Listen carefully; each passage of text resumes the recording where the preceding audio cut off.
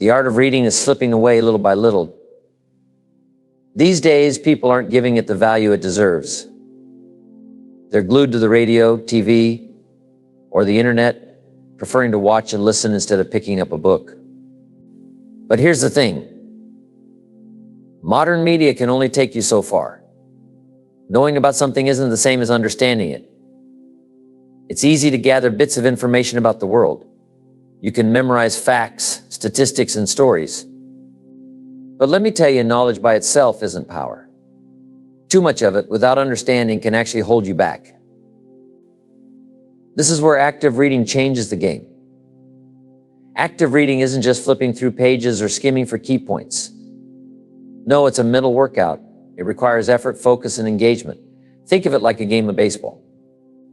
The writer is the pitcher throwing you the ball, the message. But as the reader, you're the catcher. You can't just stand there and hope the ball lands in your glove. You've got to watch it, move toward it, and make the catch. Reading works the same way. To truly understand what an author is trying to say, you've got to meet them halfway. Your job isn't just to know what's on the page. It's to absorb the meaning and make it part of you.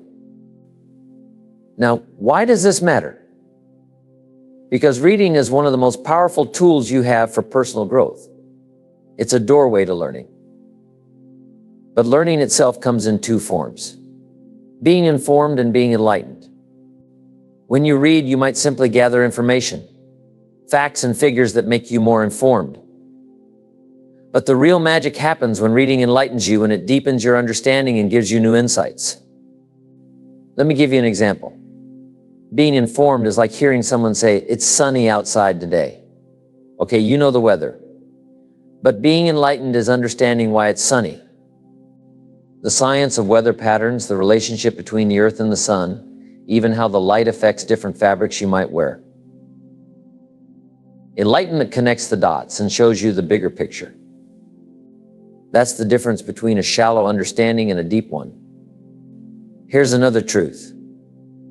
Reading a pile of books doesn't mean much if you don't take anything away from them. Some people are widely read, but they're not well read. Your goal should be to become well read. To not only consume information, but to understand and apply it.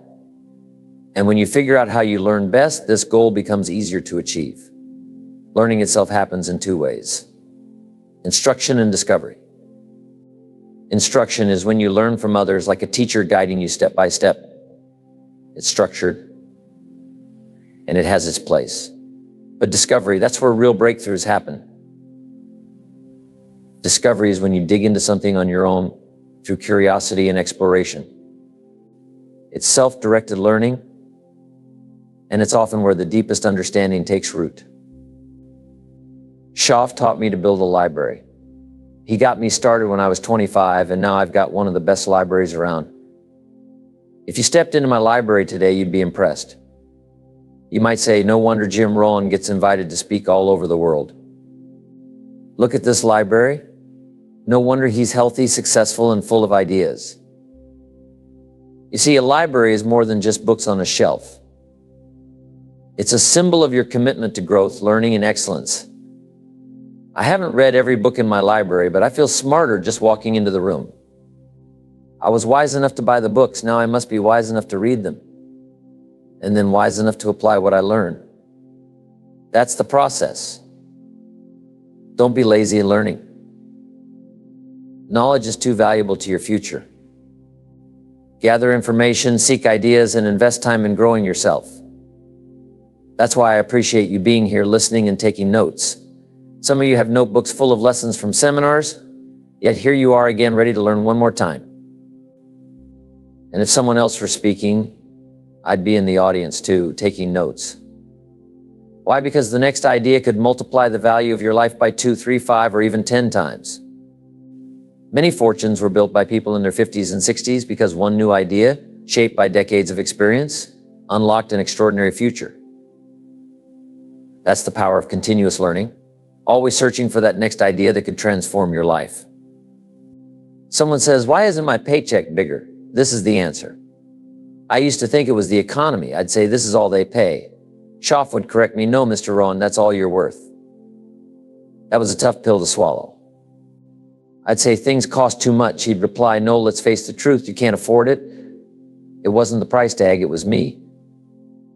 That shift in perspective changed everything. Here's my most profound philosophical statement for the day. Some do, and some don't. That's it. That's how profound this is. You don't need to be an engineer. You don't need a degree from Harvard. It's simple. Some do and some don't. Let me give you a statistic. Guess how many people in America have a library card? 3%. 3% have access to the wisdom of the world. Wisdom that could change their health, their finances, their relationships, their future. 97%. They couldn't be bothered. At 4.15, they're not heading to the library. They're heading to happy hour. And it doesn't mean books. This same person wonders why their paycheck doesn't grow. The answer lies right there. It's not the economy, it's not the government, it's not taxes.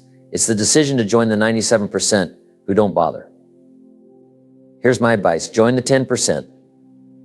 Walk away from the 90%. Don't talk like they talk. Don't use excuses like they use. Join the 3% who have a library card. Join the 5% who retire financially independent. 95% wind up dependent on the government, on family, on circumstances. I'm asking you to join the 5%. Marshal your resources. Take control of your own destiny. Walk away from carelessness. Walk away from blame. Don't blame the government. Don't blame your employer. Don't blame taxes or interest rates or the economy. Walk away from that kind of thinking. Join the small percentage of people who take charge of their lives. Those who do. They become the envy of those who don't. And the 90% sit back and say, wow, you're so lucky. But it's not luck. You'll say, here's how I did it. I got the book. I got a library card. I put my finances in order. I joined the 5%. Take responsibility for your education. In those early years, school was mandatory. Someone made us go. But here's the truth. Just because you finish school doesn't mean you finish learning. Zig Ziglar said it best. Don't finish your education. Education is a lifelong process. The next idea, the next piece of knowledge could double the value of your life. Become self-educated. That's the secret. Like motivation, it has to come from within. Life reserves its treasures for the self-motivated. Don't sit around waiting for someone to come along and turn you on. What if they don't show up? You've got to have a better plan than that. Self-motivation, self-education, that's where the magic begins. Formal education might help you land a job, but self-education, that's what can make you rich. Formal education will earn you a living. But self-education will help you build a fortune. So I'm asking you to keep doing what you're doing today. Never stop seeking knowledge. Cultivate a hunger for ideas that can change your life, and when you've found them, pass them along to your children. One of the greatest joys of my life has been learning how to share what I've learned. At first, I shared with my employees, with the people who worked for me, and even with neighbors. But when I was invited to step beyond my comfort zone, to leave the corporate world and speak to audiences like this, my life transformed. There's a dimension of fulfillment that comes when you help someone else grow. And here's the truth. Everyone can share. You don't have to be a professional speaker to make an impact. Recommend a book. Recite a poem. Share a line from a movie that inspired you. Sing the lyrics of a song that moved you. Offer a piece of your own experience. Sometimes just a minute or two of your story can illuminate someone else's path. It might be the light they need to step out of the shadows and into the sunlight. You need a good library. Now, have you ever noticed that every home over $200,000 seems to have a library? Doesn't that make you curious? Why is that? What does that tell you? Now, you might say, I can't afford a $200,000 home. That's fine. Start where you are. Take your current apartment, clear out a closet, call it your library, and get to work. Start acting like a serious student of life. Your library should reflect your commitment to growth. It should say, this person is serious about learning. Fill it with books on health, life, spirituality, culture, economics, prosperity, productivity, sales, management, and values of all kinds. Let it show that you're not casual about life's lessons. Learning is where it all begins. It's the foundation of wealth, health, freedom, and virtue. Without learning, none of it happens. So don't take it lightly.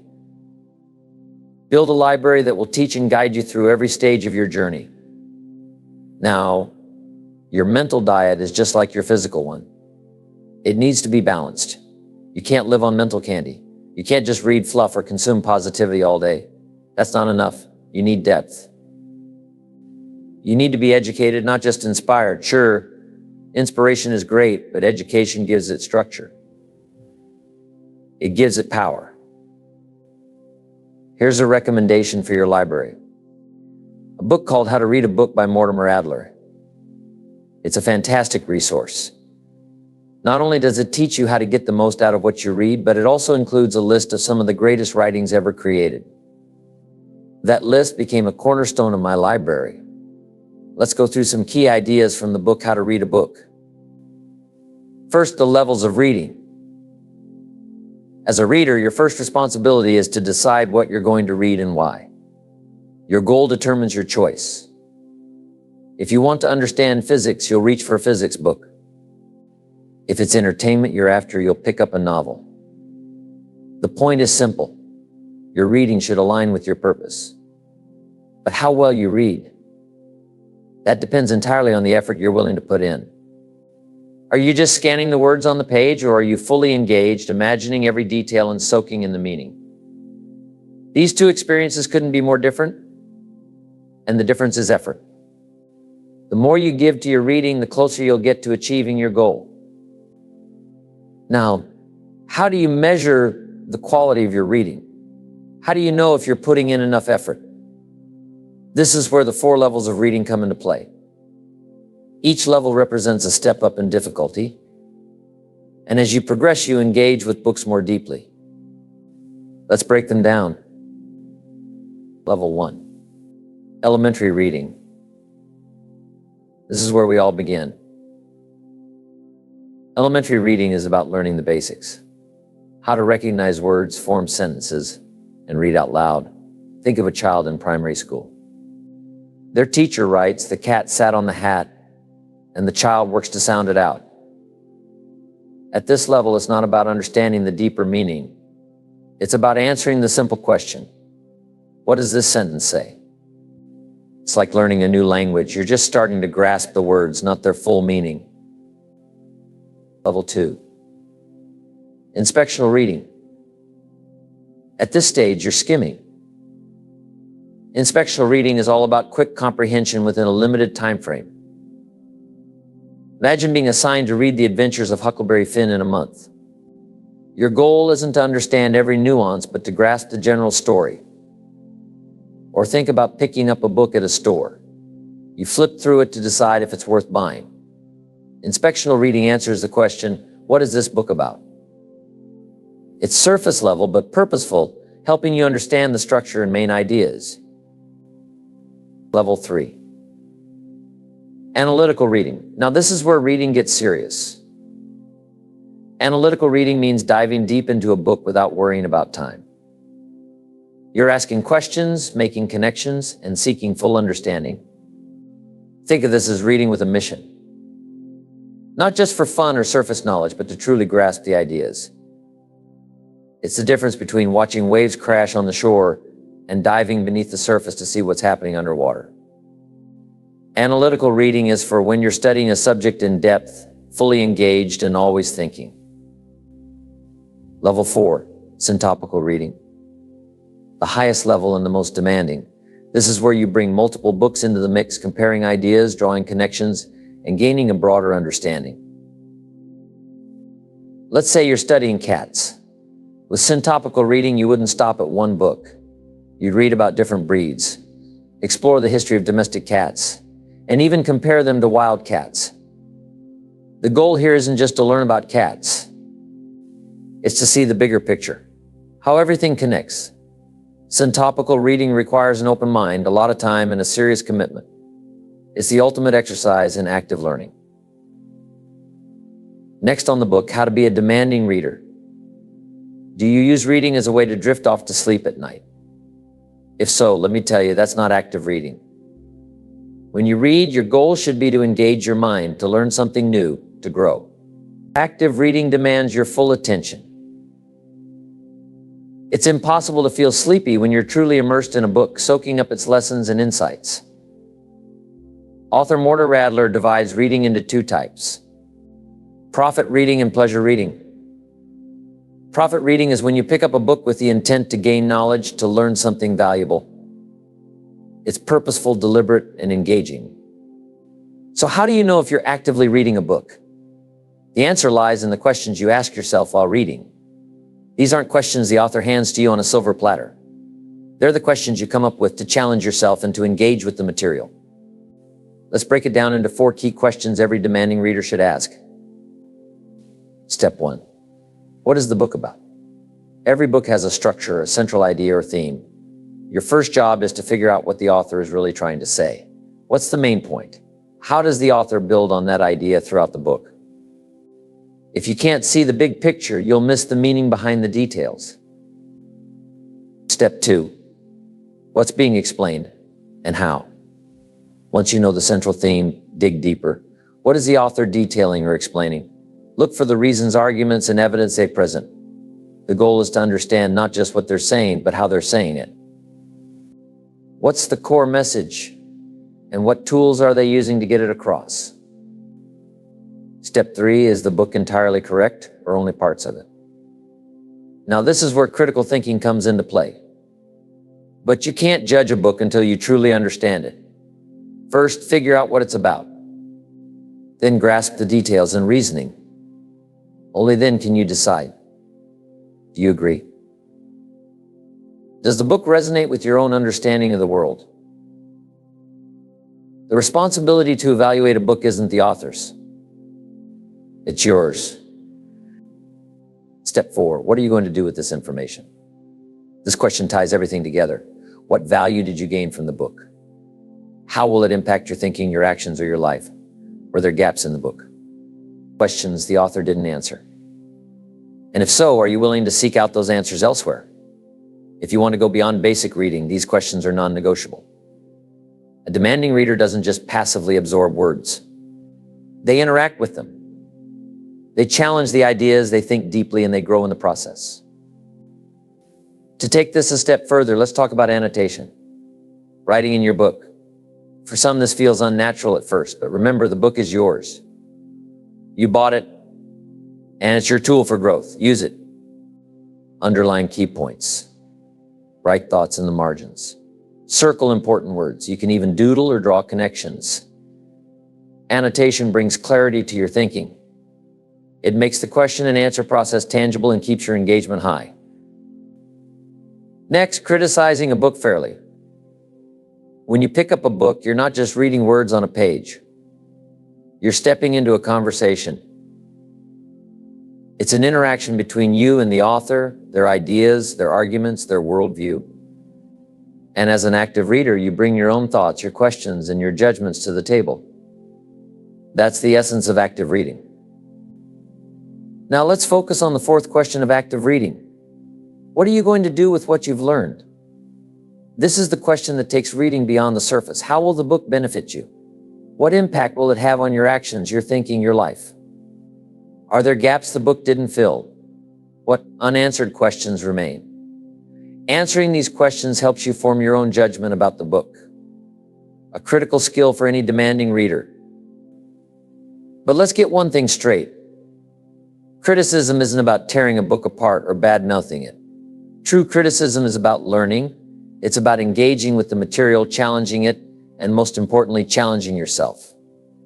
This is especially valuable when you read something you disagree with or that pushes you outside your comfort zone. That's when real growth happens. Criticism develops teachability. A teachable mind is open to new perspectives.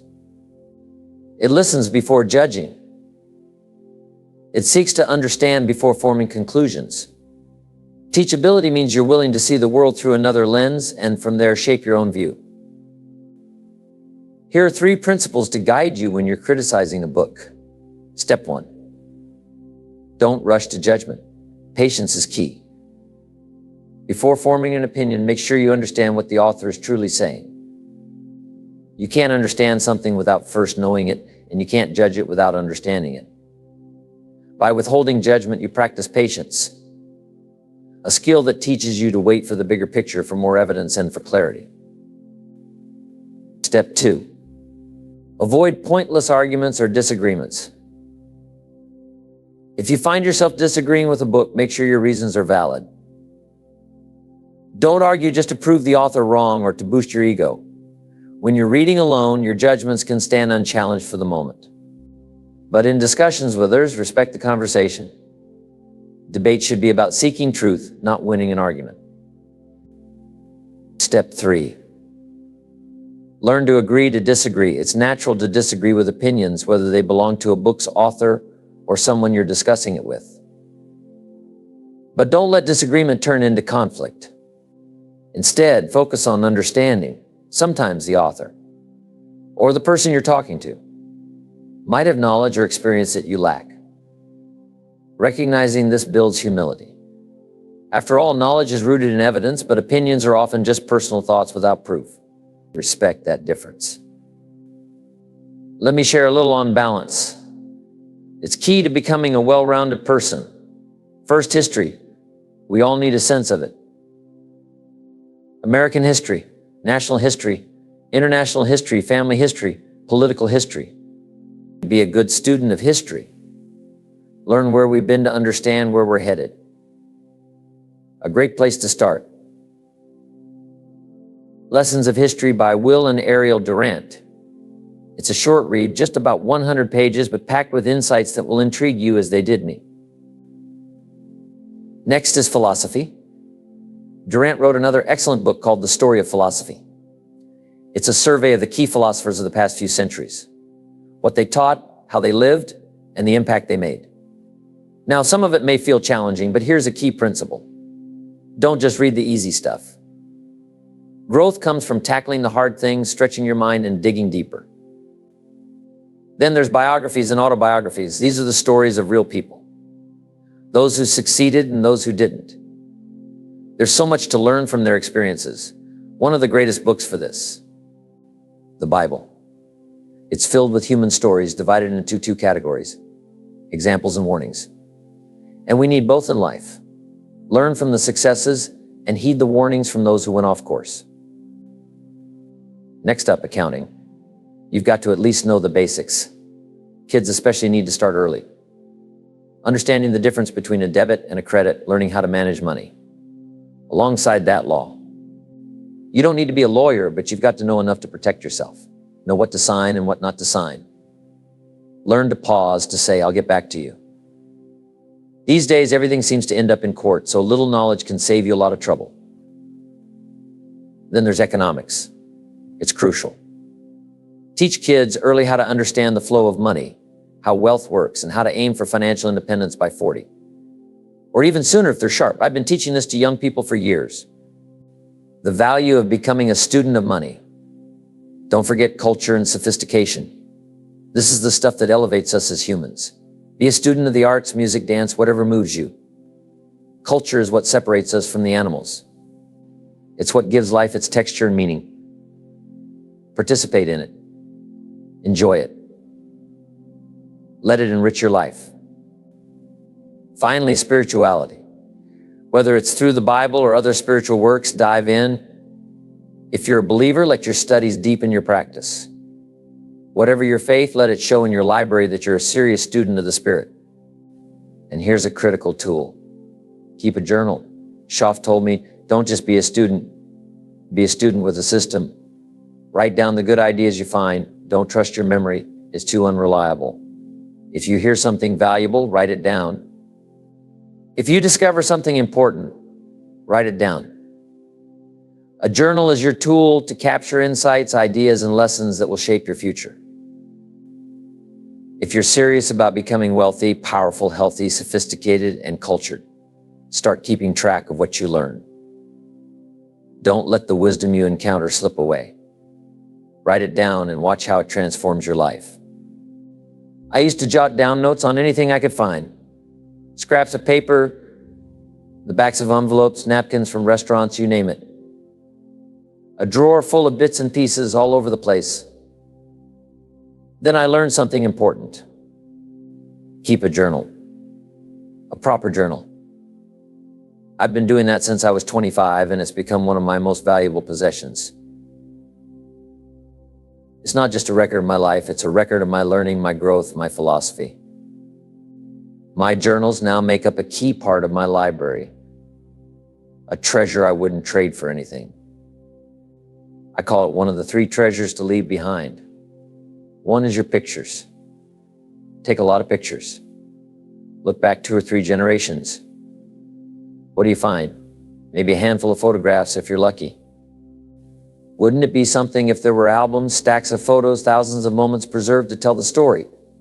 A picture's worth 1,000 words, they say, and how long does it take to capture one?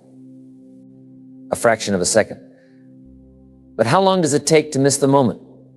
Just the same fraction of a second. Don't let it slip by. Click, click. Got it. Click. Another one. Pictures tell the story of your life. Take them, cherish them, leave them behind. And then there's your library. The books you've gathered, the ideas that shaped you, the words that fed your soul and sharpened your mind. The books that taught you how to think, how to live, how to overcome. The ones that gave you the tools to rise above struggle, to defend your values, to shape your future. Your library is a reflection of your journey. Stepping stones from ignorance to wisdom, from darkness to light. Leave your books behind. They'll be worth far more than your furniture. Your books will hold your story, your legacy, your philosophy. Treasure them because they're part of what you leave to the world. The ideas you gathered, the notes you took, the lessons you learned. Whether it was at seminars like this, from a conversation, a book, or just a moment of inspiration. Wherever you found something valuable, you put it here. Why? So you could go back to it. Go back to it again and again, because repetition is the mother of skill. Read it one more time, think about it one more time, adjust it one more time, let it teach you one more time. Let it inspire you one more time. That's the power of going back over it. Words are incredible. A single sentence can change your life. A lyric in a song can move your soul. But it's not enough to hear it once. That's why we record these lessons, why we listen to them on cassettes, why we go through them over and over again. You hear a song that touches you, you don't say, that's enough, I've heard it once. No, you want to hear it again and again and again. Let it take you on that emotional journey. Let it stir something deep inside. Let it feed your soul. That's the key. Repetition and reflection. One of the greatest treasures you can leave behind is your journals. They're a testament to your journey, the proof that you were serious about your life, your future, your destiny. Taking pictures, that's easy. Buying a book, that's easy. But keeping a journal, that takes commitment. It takes being a student of your own life, taking the time to capture your thoughts, your insights, your lessons. And you'll be so glad you did. What a treasure to leave behind. Your journals, I wouldn't trade mine for anything. Now, I can only share a few lessons from my own experience, but the rest of the answers, the really magical ones, they're within you. But it takes effort to bring them out. It takes books, it takes tapes, it takes conversations, sermons, the lyrics from songs, even a line of dialogue from a movie. Let your heart be stirred by words. Find ways to capture them. Your journals are where it all comes together, where your thoughts, your growth, and your wisdom are preserved. What a gift to yourself. And to those who come after you,